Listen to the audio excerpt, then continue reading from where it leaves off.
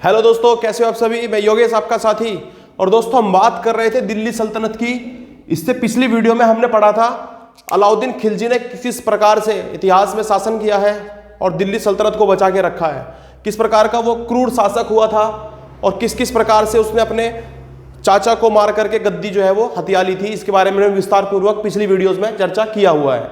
यदि आपको उन वीडियो को देखना है तो आपको डिस्क्रिप्शन में उसका लिंक मिल जाएगा और वहां जाकर के आप देख सकते हो। आगे बात करते हैं अलाउद्दीन खिलजी के बारे में, कुछ विशेष प्रकार की जो बातें हैं उनके बारे में बात करते हैं। इसने जो है कौन कौन से टैक्स लगाए, कौन कौन से कर लगाए, उसके बारे में बात करते हैं। दोस्तों, आपको याद रखना है, एक तो इसने जजिया कर लगाया, जजिया, एक जकात, एक खरात और एक खम्स। ये चारों प्रकार के टैक्स आपको दिमाग के अंदर बिठा के रखने हैं दोस्तों। कौन कौन से, एक तो जजिया, जकात, खरात और खम्स। चलिए बात करते हैं जजिया टैक्स के बारे में। असल में ये गैर मुसलमानों पर लगने वाला एक टैक्स था। बच्चा, ब्राह्मण, अपंग, विधवा को छोड़ करके सभी पर यह टैक्स लगाया गया था। और हाँ, एक बात और, मुसलमानों को छोड़ करके। तो ये गैर मुसलमानों पर लगने वाला एक टैक्स था। हिंदू, सिख, ईसाई सब इसके जो है वो चंगुल में आते थे। और याद रखना है, जजिया कर किस पर लगाया गया था? गैर मुसलमानों पर लगने वाला एक टैक्स था। ये टैक्स जो है वो लगाया किसने था? अलाउद्दीन खिलजी ने। इसके बाद बात करते हैं जकात के बारे में। ये मुसलमानों की आय पर लगने वाला एक टैक्स है। आज भी लगता है, आज भी जो लोग हैं वो रोजे, जो इनके रोजे होते हैं उसमें क्या करते हैं ये लोग, ये टैक्स जो है वो मतलब कुछ पैसा जो होता है वो मस्जिद में जाकर के जमा करते हैं, वहां पर जाकर के दान करते हैं एक प्रकार से, जो कि बाद में उन लोगों के काम आता है जो दिन दुखिए होते हैं या किसी भी प्रकार से, जो जैसे आपके मदरसे वगैरह हो गए, दीन दुखी बच्चे हो गए, उनकी किताबों वगैरह के लिए ये टैक्स जो है वो काम करता है, जो कि अच्छी बात है। पहले ये लगाने वाला अगर कोई शासक था तो आपको याद रखना है अलाउद्दीन खिलजी था। इसके बाद बात करते हैं खरात के बारे में। ये भी मुसलमानों पर लगता था भूमिकर के रूप में। भूमिकर एक प्रकार का भूमिकर था, भूमि के ऊपर टैक्स लगता था, जमीन के ऊपर टैक्स लगता था। कौन सा? खरात। ये किसके ऊपर लगता था? मुसलमानों के ऊपर। एक बात का आपको याद रखना है खम्स के बारे में। मैंने आपको पिछली वीडियो में भी चर्चा करी थी खम्स के बारे में। असल में जो सैनिक थे वो लूट का जितना भी माल लाते थे उसका 75% देना होता था। किसको? ये देना होता था आपके सुल्तान को, यानी कि अलाउद्दीन खिलजी को। दोस्तों, तो ये आपको याद रखना है। ये टैक्स भी किसने लगाया था? आपके ये चारों के चारों टैक्स जो थे वो राज्य में अलाउद्दीन खिलजी ने लगा दिए थे। इसके अलावा दो अन्य टैक्सों के बारे में आपको याद रखना है। वो कौन कौन से कर थे? एक तो चरी और एक गड़ी। चरी और गड़ी। ये जो चरी था ये दुधारू जानवर। असल में सल्तनत की जितनी भी भूमि हुआ करती थी जिसमें घास हुआ करता था, तो वहां पर जितने भी गाय भैंस वगैरह मवेशी चराने के लिए लोग जाते थे तो उसके पश्चात उन्हें टैक्स देना होता था। और ये उन्हीं लोगों पे लगता था जिनके पास ये दुधारू जानवर हुआ करते थे, दूध देने वाले जानवर। अच्छा, गड़ी जो टैक्स था वो मकान टैक्स था एक। ये मकान बनाने के लिए जो आज भी लगता है। जितनी जैसी जमीन होगी उसी प्रकार से, जितना बड़ा राज्य होगा, जैसा शहर होगा, जितना बड़ा शहर होगा उसी प्रकार से ये टैक्स आज भी लगता है। आप जानते हो दोस्तों इसके बारे में तो अच्छी तरह से। तो ये सबसे पहले अगर स्टार्ट किसी ने करवाया था तो आपको याद रखना है अलाउद्दीन खिलजी ने। दोस्तों, इसके अलावा बात यही नहीं थमती दोस्तों, कुछ और बात करते हैं। और बात करते हैं अलाउद्दीन खिलजी के विभागों के बारे में। असल में आपको पता है, जैसा कि मैंने पिछली वीडियो में बताया है, कि एक ऐसा शासक था जिसने क्या किया था कि बाजार प्रणाली को लेकर के आया था। ये बाजार प्रणाली के साथ साथ कुछ ऐसे कार्य करे थे इसने अपने सल्तनत में जिसने कि लोगों को बड़ा प्रभावित करा और आज तक चले आ रहे हैं।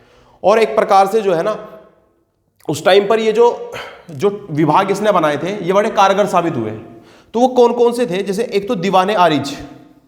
हालांकि आज इनके नाम बदल चुके हैं, लेकिन ये टैक्स, ये जो विभाग है वो आज भी हैं। जैसे दीवाने आरिज, एक सैन्य विभाग बनाया था इसने, सेना का एक विभाग था जिसका नाम था दीवाने आरिज। तो ये कैसा विभाग हुआ करता था? सेना से संबंधित विभाग। पेपर में क्वेश्चन आता है दोस्तों आपके कि दीवाने आरिज का संबंध किससे है? दीवाने आरिज का संबंध किससे है? तो ये आपको ध्यान रखना है, सैन्य विभाग से संबंधित है। ये एक प्रकार का सैन्य विभाग होता है, सैनिकों का विभाग। एक दीवाने इंसा। दीवाने इंसा, तो अगर आपको पूछ लिया जाए कि दीवाने इंसा, तो आप याद रखोगे जो शाही आदेश होते हैं ना, शाही आदेश मतलब सल्तनत से राजा के द्वारा अगर कोई पैगाम निकाला गया, कोई आदेश गया, तो उस आदेश को जनता को मानना होगा और सारे लोग उसको मानेंगे। उसके लिए ये बात उन तक पहुंचाएगा कौन? तो उसके लिए एक विभाग बना दिया गया था, दीवाने इंसा। अब ये दीवाने इंसा क्या करता था? ये जितने भी राजा जो भी ऑर्डर देता था, जो भी इसके आदेश होते थे, उसको जनता तक पहुंचा दिया जाता था और जनता को वो मान्य होते थे। इसके बारे में सारा जो रेख देख का जो कार्य होता था वो किसका होता था? दीवाने इंसा का होता था दोस्तों। तो एक प्रकार से ये भी एक विभाग बनाया गया था, किसके द्वारा? अलाउद्दीन खिलजी के द्वारा। इसके अलावा दीवाने वजारत, दीवाने वजारत असल में ना ये सबसे महत्वपूर्ण क्वेश्चन बनता है, सबसे महत्वपूर्ण पद है ये एक, दीवाने वजारत। आज की तारीख में इसे पीएम कहते हैं हम, प्रधानमंत्री, और वजीर, जो वजीर होता था सल्तनत का, जो पूरे शासन का, पूरे शासक उसका राज्य का क्या होता था? वजीर होता था। उसके लिए एक पद तैयार किया गया था, एक विभाग बनाया गया था, दीवाने वजारत। तो ये भी वहीं से निकल करके आता है, जो आज हम बोलते हैं ना कि पीएम और उसके साथ में उसके जितने भी मंत्रीगण हैं, तो ये अगर विभाग कहीं से निकल करके आता है तो दीवाने वजारत। तो दीवाने वजारत को बनाने वाला व्यक्ति कौन था? अलाउद्दीन खिलजी था। और ये सबसे महत्वपूर्ण पद था उस टाइम पर, सबसे बड़ा पद था, ये ध्यान रखना है आपको प्यारे बच्चों। इसके अलावा आपको एक बात और याद रखनी है, दीवाने रियासत। दीवाने रियासत, अब ये दीवाने रियासत क्या चीज है? असल में बाजार पर नियंत्रण, ये सबसे खासम खास है, जो कि आज भी चला रहा है और जिसके बहुत सारे फायदे हुए हैं। इसके बारे में विस्तार पूर्वक आगे चर्चा करूंगा, अभी देखते रहना आप। दीवाने रियासत, बाजार पर नियंत्रण, इसका जो प्रधान हुआ करता था उसका भी एक, उसको बोलते थे सदर ए रियासत। तो ये एक पद था किसका? जो इसका प्रधान हुआ करता था। ये पूरा विभाग था दीवाने रियासत, और इसमें जो हेड होता था इसका, उसका नाम हुआ, उसे बोलते थे सदर ए रियासत। ये पद था एक, तो ये आपको याद रखना है दोस्तों। अच्छा जी, इसके अलावा दीवाने सातल। अभी दीवाने सातल क्या चीज है? असल में ये विदेश विभाग है। विदेश विभाग, जैसे विदेश मंत्री होता है ना आज की तारीख में, तो उस टाइम पर विदेश यानी कि बाहर के राज्यों के साथ कैसे कैसे संबंध होंगे, किस प्रकार से उनके साथ जो लेन देन है, बातचीत होगी, इंपोर्ट एक्सपोर्ट वो किस तरह से होगा, उस बारे में अगर कोई करता था तो उसके लिए एक विभाग बनाया गया था, दीवाने सातल। तो ये आपको याद रखना है। मैंने नाम लिए कौन कौन से, दीवाने आरिज सैन्य से संबंधित, सैन्य विभाग से संबंधित, दीवाने इंसा ये शाही आदेशों का पालन करवाने का काम इसका होता था, दीवाने वजारत ये वजीर का काम करता था, जिसे आज की तारीख में पीएम भी बोलते हैं हम, उसका पद होता है पूरा, उसका जितनी मंडली होती है पूरी। उसके अलावा दीवाने रियासत, ये मैंने बता दिया, बाजार पर नियंत्रण करने के लिए बनाया गया था। इसका खास जो होता था उसे बोलते थे सदर ए रियासत, जो इसका प्रधान हुआ करता था। बात करें दीवाने सातल की, तो दीवाने सातल जो है वो एक विदेश विभाग है, और साथ साथ ये धार्मिक मामलों पर भी अपनी जो है वो नजर रखता था, पैनी नजर रखता था। किसके ऊपर? धार्मिक मामलों के ऊपर। कहीं ऐसा तो नहीं है कि धर्म परिवर्तन हो रहा हो कहीं में किसी प्रकार से।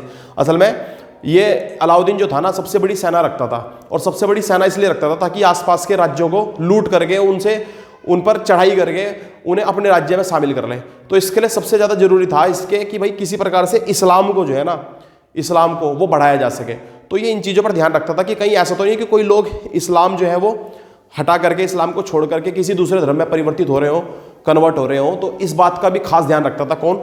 अलाउद्दीन खिलजी। इसीलिए इसने एक विभाग तय करा था जिसका नाम था दीवाने सातल। तो दीवाने सातल के दो काम थे, एक तो विदेश विभाग को संभालता था ये, साथ साथ ये धार्मिक मामले भी संभालता था दोस्तों।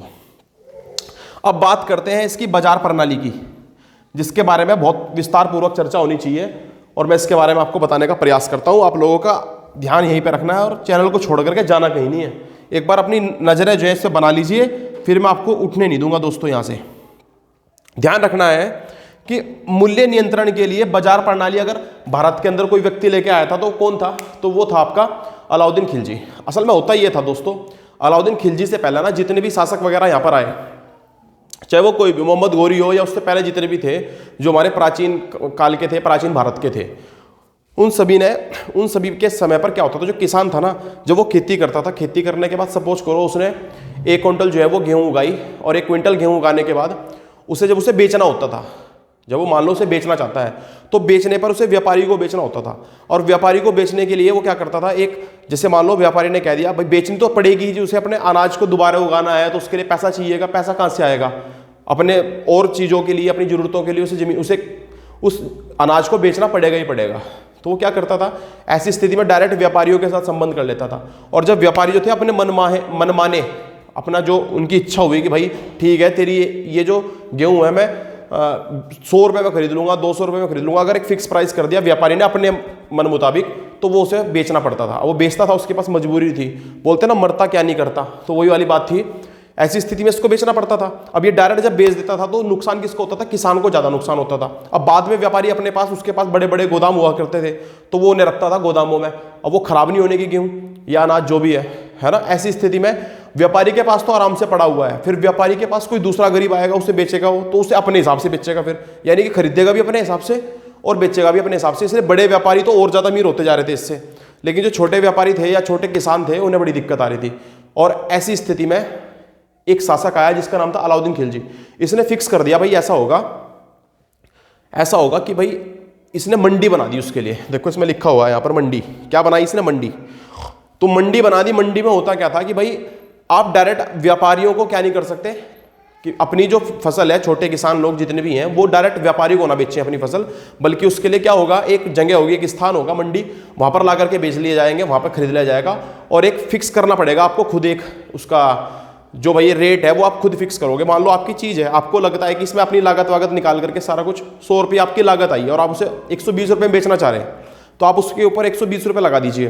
अब एमआरपी से महंगी नहीं बिकने की कोई भी चीज़, और एमआरपी से कम तो आप बेच सकते हो, वो आपकी इच्छा है कि आपको लग रहा है कि हाँ भाई मेरा यहाँ तक पड़ता आ रहा है इस चीज़ में, तो आप उस चीज़ में उतने रुपए में तो बेच सकते हो, लेकिन उससे ज़्यादा नहीं बेच सकते। तो इस बात का भी आपको ध्यान रखना है दोस्तों। तो एमआरपी के ऊपर चीज़ें बेचने वाला, खरीदने वाला व्यक्ति कोई आया था, तो वो कौन था? अलाउद्दीन खिलजी। इसने ये काम करवाया था, इसने मंडी बनवाई थी दोस्तों। इसमें होता क्या था? मंडी में अनाज के व्यापार के लिए थी ये प्रत्येक सामान की दर तय कर दी गई थी, फिक्स कर दी गई थी। किसान व्यापारियों को सीधे अनाज नहीं बेच सकते थे, जो मैंने आपको विस्तार पूर्वक बता दिया अभी। अच्छा, इन बातों का ना उल्लेख कहां से मिलेगा आपको? तो असल में ना बर्नी, ये ध्यान रखना है, जयालुद्दीन बर्नी जो है वो एक लेखक है, इतिहासकार है, और इसने जो है ना तारीखे फिरोजशाही, इसकी पुस्तक का नाम है दोस्तों, तारीखे फिरोजशाही, इसमें लिखा हुआ है। तो तारीखे फिरोजशाही जो है इसमें साफ साफ इसने लिखा हुआ है कि अलाउद्दीन खिलजी ने जो है वो क्या करा था, एक मंडी लेके आया था ये, और एक आया था ये सराय अदल लेकर के। अब ये सराय अदल क्या है? सराय अदल के दौरान ना वस्त्र व अन्य वस्तुओं का व्यापार होता था। वस्त्र, जहां पे देखो भाई अनाज के लिए तो अलग से मंडी बना दी, और एक सराय अदल हुआ करता था, ये भी एक प्रकार का, जैसे कोई मार्केट होती है ना कि भाई पलटन मार्केट होगी, तो ऐसे ऐसे करके एक मार्केट हुआ करती थी, उसका नाम बना दिया इसने सराय अदल। इसमें वस्त्र और अन्य वस्तुएं बिकती थी, जो कपड़े होते थे। हालांकि इस पर ज्यादा मुनाफा नहीं होता था व्यापारियों को, जो ज्यादा मुनाफा नहीं होता था, लेकिन ध्यान रखना है ये लेकर कौन आया था सबसे पहले? तो सराय अदल नाम का जो ये इस प्रकार की जो व्यवस्था लेकर के आया था, तो वो था आपका अलाउद्दीन खिलजी। एक तो मंडी याद रखना है, एक सराय अदल। इसके अलावा इसने क्या करा, घोड़ों को, दासों को और मवेशियों को भी, इसका भी एक अलग से बाजार बनवा दिया कि भाई ऐसा नहीं होगा कि आप अनाज भी वहीं खरीदेंगे, आप वस्त्र भी वहीं से खरीदेंगे, और भी दैनिक जीवन की जितनी भी जरूरतें हैं उनके सामान, वो सारे के सारे आप एक ही जगह से खरीदोगे, ऐसा कुछ नहीं है। इसने क्या करा, अलग अलग क्या बनवा दिए, बाजार बनवा दिए, अलग अलग व्यवस्थाएं चलवा दी। तो एक मंडी चलवाई इसने, सराय अदल चलवा दी। उसके अलावा आपको याद रखना है घोड़ों, दासों और मवेशियों। मवेशी क्या होते हैं? वो जानवर जो लोग हम पालते हैं ना, जो लोग पालते हैं, वो ध्यान रखना है आपको, जैसे गाय, भैंस, बकरी इत्यादि, ऊंट आ गया उसके अंदर। ये सब चीजों को पालने का जो जितना भी जो बाजार था, उसके लिए ये जो बिकते थे, दुधारू जीव जंतु जितने भी होते हैं, उन्हें बेचने के लिए एक बाजार लगा करता था। तो ये भी किसने लगवाया था सबसे पहले? ये भी आपका अलाउद्दीन खिलजी ने लगवाया था दोस्तों। मेरे ख्याल से ये सारी की सारी काम की बातें आपके समझ में आई होंगी। इसके अलावा बस इतने काम तो करे किसने? ये हमारे अलाउद्दीन खिलजी साहब ने। अलाउद्दीन खिलजी का विस्तार पूर्वक इससे पिछली वीडियो में सब कुछ बताया गया है, तो आपको वहां से, अगर पहले आप वहां से पढ़ के आओगे फिर इसे पढ़ोगे तो ज्यादा अच्छा रहेगा, आपको तभी मजा आएगा पढ़ने में भी। उस वीडियो को भी आपको देखना चाहिए। चलो फिलहाल ये वाली देखने के बाद जब देख लेना दोबारा उसे, तब भी समझ में आ जाएगा, ऐसी बात नहीं है। इसके बाद बात करते हैं दोस्तों मृत्यु के बारे में। अगर इसकी मृत्यु कभी हुई थी तो हुई थी 6 जनवरी 1316 ईस्वी को। ऐसा कहा जाता है कि अपनी मृत्यु के समय पर ना ये बिल्कुल अकेला पड़ चुका था, और ऐसी स्थिति में ये, जब ये अकेला पड़ गया था तो क्या हुआ, ऐसी स्थिति में इसके पास ना तो बेटा था इसका, ना बहू थी, कोई नहीं था उस टाइम पर इसका। असल में आपने नाम सुना होगा किसका? मलिक काफूर, मलिक काफूर का, मलिक काफूर। अब ये मलिक काफूर कौन है? इससे पिछली वीडियो में तो मैंने विस्तार पूर्वक बताया, दोबारा से बताया तो मलिक काफूर जो था वो इसका एक क्या था, इसका एक खास आदमी था, इसका एक सेनापति था। 4 सेनापति थे इसके, चारों के बारे में मैं आपको अच्छी तरह से बता चुका हूं। मलिक काफूर इसमें सबसे खास था, इसको 1000 दिनारी के नाम से भी जाना जाता था। गुजरात से खरीदा गया था ये, ठीक है, गुजरात से खरीदा गया था। उलुग खान ने इसको खरीदा था, मलिक काफूर को ला करके किसको दे दिया था? ये दे दिया था अलाउद्दीन खिलजी को। तो ये सबसे ज्यादा विश्वास किसके ऊपर करता था? ये जो अलाउद्दीन खिलजी है, मलिक काफूर के। ये किन्नर था, ये हिजड़ा था एक प्रकार से दोस्तों, आपको याद रखना है। तो जो मलिक काफूर था ये धीरे धीरे मन में कहीं ना कहीं, पहले तो बहुत सेवा करता था किसकी? अलाउद्दीन खिलजी का, बहुत अच्छे से दिल जीतता है इसने, लेकिन धीरे धीरे करके हुआ ये कि इसने क्या कर दिया, इसने धीरे धीरे करके जो ये अलाउद्दीन खिलजी है, कहीं ना कहीं इसके मन में आ गया था मलिक कफूर के कि ये क्या करे। ये धीरे धीरे करके उसे खोखला करता जा रहा था और ये चाहता था कि क्या करे, ये खुद गद्दी पर बैठ जाए कभी ना कभी। तो ऐसा करने के लिए इसने क्या करा, इसका जो लड़का था अलाउद्दीन खिलजी उसे भी मार दिया, अलाउद्दीन खिलजी के लड़के को भी निपटा दिया इसने, साथ साथ उसकी वाइफ थी जो मलिका, उसको भी इसने निपटा दिया, मार दिया कहीं ना कहीं। और मारने के बाद साथ साथ ये भी कहा जाता है कि अलाउद्दीन खिलजी को ना ये कुछ ऐसे पेय पदार्थ पिलाता था जिससे कि इसकी जवानी जो थी वो धीरे धीरे करके खत्म होती चली गई, यानी कि जो ताकत थी इसकी, किसकी, अलाउद्दीन खिलजी। तो उम्र से पहले ही, एक तो कुछ इसके काम भी ऐसे थे, दारू जुआ वगैरह वगैरह बहुत कुछ खेलता था, तो उम्र से पहले ही क्या लगने लगा था, बूढ़ा लगने लगा था, इसकी ताकत जल्दी खत्म हो गई थी, किसकी, अलाउद्दीन खिलजी की। तो ऐसा कहा जाता है कि अपने अंत समय पर ये जो मरा ना, बहुत बहुत बुरी तरीके से मरा, बहुत तड़ातड़ करके मरा। हालांकि काम भी ऐसे ही किए थे, वो कहते हैं ना अल्लाह के घर में या भगवान के घर में देर है लेकिन अंधेर नहीं है, तो वही काम हुआ, सारे के सारे दुख झेले इसने बाद में अलाउद्दीन खिलजी ने यहीं पर धरती पर ही। खैर 6 जनवरी 1316 ईस्वी को दोस्तों इसकी मौत हो जाती है, मर जाता है ये अलाउद्दीन खिलजी। और फिर उसके बाद गद्दी पर बैठता है कुतुबुद्दीन मुबारक शाह खिलजी, कुतुबुद्दीन मुबारक शाह खिलजी।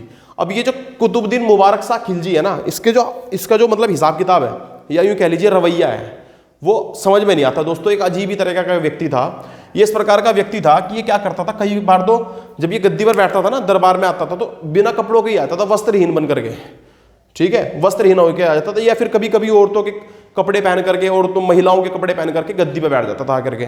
तो इस प्रकार की इसकी कुछ वो थी गतिविधियां जो कि समझ से परे हैं। क्यों ऐसा था ये, असल में ये खुद को ना बताता था कि मैं ना जो अल्लाह है या पैगंबर है उसका दास हूं, मैं पैगंबर का दास हूं, ये पैगंबर का दास बताता था खुद को। कहता था कि मुझे तो मतलब इस दुनिया से कोई लेना देना है ही नहीं, मैं तो लगी लेवल पे हूं, मुझे मतलब किसी चीज की मोह माया नहीं है। इस टाइप का ये मुबारक शाह खिलजी था। 1316 से लेकर के 1320 तक इसने राज करा। खलीफा का पद हुआ करता था, खलीफा के पद का बहिष्कार कर दिया था इसने पूर्ण रूप से, जो कि मैंने आपको बताया था खलीफा के पद को मान्यता देने वाला व्यक्ति कौन था, तो आप याद रखोगे अलाउद्दीन खिलजी। लेकिन उसके पद का बहिष्कार करने वाला कौन था, तो ये भी आपको याद रखना है, कुतुबुद्दीन मुबारक शाह खिलजी दोस्तों। अच्छा जी, ये मैंने बता दिया आपको कि ये कभी कभी क्या करता था, दरबार में महिलाओं के वस्त्र पहन कर आ जाता था, तो आपको याद रखना है। इसके अलावा विलासी राजा भी कहा गया है इसको, विलासी राजा, सुरा और सुंदरियों में जीवन बिताने वाला राजा, ये कहा गया है। पेपर में क्वेश्चन आ जाता है कि दिल्ली सल्तनत के खिलजी वंश के उस शासक का नाम बताइए, खिलजी वंश का वह शासक जो विलासी राजा या फिर सुरा व सुंदरियों में जीवन बिताने वाला राजा था। तो आपको याद रखना है कुतुबुद्दीन मुबारक शाह खिलजी दोस्तों, कुतुबुद्दीन मुबारक शाह खिलजी। अच्छा, ये जो मुबारक शाह खिलजी था, इसने एक काम और अच्छा करा था, वो ये कि इसने एडवांस वाली जो प्रथा नहीं होती है, एडवांस देने वाली, जो आज एडवांस देते हैं कि भाई एडवांस चाहिए ये चीज, तो एडवांस में इसने 6 महीने का वेतन देता था। 1 साल का वेतन कौन देता था, 1 साल वो तो काम करने के बाद कौन देता था, अलाउद्दीन खिलजी। लेकिन 6 महीने का एडवांस वेतन देने वाला अगर कोई राजा आया था इतिहास में, तो आपको याद रखना है वो कौन था आपका, ये था आपका कुतुबुद्दीन मुबारक शाह खिलजी। 6 महीने का एडवांस दे दिया इसने वेतन और कहा कि अब काम करो आराम से। और एक काम और करा इसने, अलाउद्दीन खिलजी ने क्या करा था, जैसा कि आप जानते हो दोस्तों, इससे पिछली वीडियो में हमने बहुत अच्छी तरह से बता रखा आपको कि अलाउद्दीन खिलजी ने जो है वो क्या करा था। अलाउद्दीन खिलजी ने जो जागीर हुआ करती थी, जो जमीन हुआ करती थी, जिसको इक्ता प्रथा बोलते थे, उसको बंद करवा दिया था। उससे पहले कुतुबुद्दीन ऐबक के समय से ये इक्ता प्रथा जो थी वो भारत के अंदर आई थी और इल्तुतमिश ने पूरे भारत में लागू कर दी थी कि भाई जमीन देंगे हम, इसके बदले क्या नहीं देंगे, साथ साथ हम जो है जमीन देंगे, पैसा नहीं देने के। तो लेकिन बाद में अलाउद्दीन खिलजी ने इसको बंद करवा दिया कि इक्ता प्रथा, और उनकी जमीन भी वापस ले ली जिनको इक्ता के रूप में ये जमीनें मिल रखी थी कि भाई बहुत कमा लिया तुमने उन जमीनों से पैसा, वो जमीनें वापस कर दो। ये काम अलाउद्दीन खिलजी ने करा था। लेकिन उसके बाद दोबारा से उस जागीर को वापस करने वाला अगर कोई शासक हुआ इतिहास में, तो आपको याद रखना है कुतुबुद्दीन मुबारक शाह। इसने क्या करा, अलाउद्दीन खिलजी के द्वारा जो ली गई जागीरें थी, वापस ले ली गई थी जो जमीन, उन्हें फिर से वापस दे दिया उन्हीं लोगों को जिनसे वो ली गई थी। तो ये बात भी आपके याद रहेगी दोस्तों। उम्मीद करता हूँ इतनी बातें आपके जो मैंने बताई हैं, बहुत ही मेहनत से बनाया गया है ये पूरा फॉर्मेट जो मैंने आपको यहाँ पे दे रखा, ये बहुत ज़्यादा मेहनत करी है इसके पीछे, और उम्मीद करता हूँ आप लोग भी इतनी मेहनत जरूर करेंगे और आप इन चीज़ों के अच्छी तरह से नोट्स एक बार बना लेंगे, तो मुझे नहीं लगता कि आपको कोई भी दिक्कत किसी प्रकार की आने वाली है। कोई भी एग्जाम आपका किसी भी लेवल का क्यों ना हो, आप लोगों को बस हिस्ट्री एक बार अच्छी तरह से यहाँ से देख लेनी है, पढ़ लेनी है। मैं उम्मीद करता हूँ आप भूलोगे नहीं, बिल्कुल भी दिमाग से कमजोर रहोगे, बिल्कुल ही ढंग से नहीं समझोगे अच्छी तरह से मेरी बातों को, तभी जाकर के भूल सकते हो, अदरवाइज कोई दूसरा तरीका नहीं है भूलने का। आपको खुद ही कोशिश करनी पड़ेगी भूलने की। ये दिमाग में आपके बातें बिल्कुल छप गई होंगी, और अगर छप रही है, आपको लगता है कि मैंने सही बताई ये बात, तो आपको कमेंट में जरूर लिख देना है दोस्तों। आपके कमेंट का मैं डेली इंतजार करूंगा। आप कब ये बातें लिखते हो कि हाँ भाई हमने जो है इस प्रकार से पढ़ा है, ऐसे पढ़ा है। इन्हीं चीज़ों का एक जो टीचर होता है भूखा होता है, वो सिर्फ और सिर्फ तारीफ का भूखा होता है टीचर। उसे और कुछ नहीं चाहिए आप लोगों से। वो सिर्फ ये चाहता है कि उसके द्वारा कराई गई जो मेहनत है, क्या लोग उसके बारे में कुछ चर्चा करते हैं। तो अगर आप चर्चा करते हो तो मुझे बड़ा अच्छा लगेगा दोस्तों। चाहे अच्छा पढ़ाया हो चाहे खराब पढ़ाया हो, जो कमियां लगी हैं वो भी मैं दूर करने का प्रयास करूंगा। आप एक बार वीडियो में बता दीजिए कमेंट में लिख करके। चलिए दोस्तों आगे बात करते हैं। अलाउद्दीन खिलजी द्वारा ली गई जागीर को वापस करने वाला शासक कौन था? आपका कुतुबुद्दीन मुबारक शाह खिलजी। इसके अलावा दोस्तों अलाउद्दीन खिलजी ने क्या करा था? कुछ कठोर दंड व्यवस्था लागू कर दी थी। कठोर दंड व्यवस्था। अब ये आपको पता ही है, क्रूर राजा था। कौन था? अलाउद्दीन खिलजी बहुत ज्यादा क्रूर था। हर तरफ से अपने सल्तनत को बड़ा करना चाहता था। दक्षिण पर इसने जो है वो विजय प्राप्त करी। इसने नॉर्थ पूरा जीता। मंगोलों को कभी भी 27 बार आक्रमण हुए मंगोलों के इसके समय पर अलाउद्दीन खिलजी के, लेकिन एक भी बार जो है उसे चढ़ाई नहीं करने दी अपने ऊपर। ये ध्यान रखना है। तो हर प्रकार से बीच में रहता था, घेरा रहता था। दिल्ली घिरी रहती थी पूर्ण रूप से, इधर दक्षिण की तरफ से भी, इधर गुजरात की साइड से भी, और ऊपर की साइड से इधर नॉर्थ से भी। पूरी दिल्ली जो थी वो घिरी रहती थी, लेकिन फिर भी कभी हार ना मानने वाला शासक पैदा हुआ था ये दिल्ली में, अलाउद्दीन खिलजी। तो ये बात आपके समझ में आई होगी दोस्तों। लेकिन इसकी दंड व्यवस्था को अगर किसी ने बंद करवा दिया था, समाप्त करवा दिया था, तो वो कौन था? कुतुबुद्दीन मुबारक शाह। अच्छा बच्चों, एक बात और याद रखनी है आपको। उपाधि कौन सी मिल रखी थी इसको? तो आपको याद रखना है अल इमाम, उल इमाम और खिलाफत उल्लाह। ये तीन उपाधियां जो है वो ग्रहण करने वाला कौन था? अल इमाम, उल इमाम और खिलाफत उल्लाह। ये तीनों की तीनों उपाधियां किसकी थी? ये थी कुतुबुद्दीन मुबारक शाह खिलजी की। ये ऐसी बातें हो सकती हैं जो आपके याद न रहें, इन्हें आप नोट कर लें कॉपी के अंदर। कुछ वर्ड ऐसे होते हैं जो याद नहीं रहते, दिमाग के अंदर छपते नहीं है, तो आप इन्हें कम से कम कॉपी के अंदर तो छापें। कॉपी के अंदर छापोगे तो दोबारा एग्जाम से पहले एक बार देखोगे तो ये मोटी मोटी चीजें तो आपके याद रहेंगी। लेकिन जो ऐसे ऐसे नाम है, इन चीजों को याद रखने के लिए इन्हें कॉपी में लिखना, नोट करना बहुत जरूरी है। इसकी हत्या इसी के वजीर खुसरो खान ने कर दी थी, यह याद रखना है। असल में इसका भी कुतुबुद्दीन मुबारक शाह का भी क्या था? एक वजीर था जो कि बहुत ज्यादा विश्वास के लायक था। और ये विश्वास के जो लायक लोग होते हैं, जिन पर ज्यादा विश्वास जताया जाता है, इतिहास गवाह है आज तक उन्हीं लोगों ने क्या करा है, सबसे ज्यादा जो है वो खंजर घोंपा है। किसके? शासकों के पेट में जो है वो सबसे ज्यादा। अगर किसी ने मारने वाले, हत्या करने वाले कोई वजीर वगैरह हुए हैं, ये वही हुए हैं जिन पर सबसे ज्यादा भरोसा जताया गया है। तो ऐसे इसके साथ भी हुआ। इसी का वजीर था खुसरो खां, और इसने क्या कर दिया? 1320 ईस्वी में इसको मार दिया, कुतुबुद्दीन मुबारक शाह खिलजी को। अच्छा जी, अब ये खुसरो खां को तो मार दिया, लेकिन ध्यान रखना है दोस्तों, इसके अलावा ना खुसरो खां की हत्या जो थी वो खिलजी वंश के ही सेनापति, इसी का एक सेनापति और हुआ, उसने क्या कर दी थी, जिसका नाम था गाजी मलिक। गाजी मलिक। अब ये गाजी मलिक, इसने क्या कर दी? गाजी मलिक ने इस खुसरो खां की भी हत्या कर दी और खुद क्या बन गया? शासक बन गया। इस प्रकार से पूरा जो दिल्ली सल्तनत थी, वो दिल्ली सल्तनत कह रहा हूं, खिलजी वंश था, वो खिलजी वंश यहीं पर आकर के समाप्त हुआ दोस्तों। ये पूरा खिलजी वंश मैं आपको करा चुका हूं, 3 पार्ट्स मैंने इसके बनाए हैं। तीनों पार्ट में 30 साल का इतिहास जो है वो पूरा अच्छी तरह से आपको समझाने का प्रयास करा है। आपका कर्तव्य बनता है कि आप इन चीज़ों को देखो, अच्छी तरह से लिखो, नोट्स बनाओ और बढ़िया तरीके से अपने एग्जाम में जाकर के इससे रिलेटेड क्वेश्चनों को करके आओ।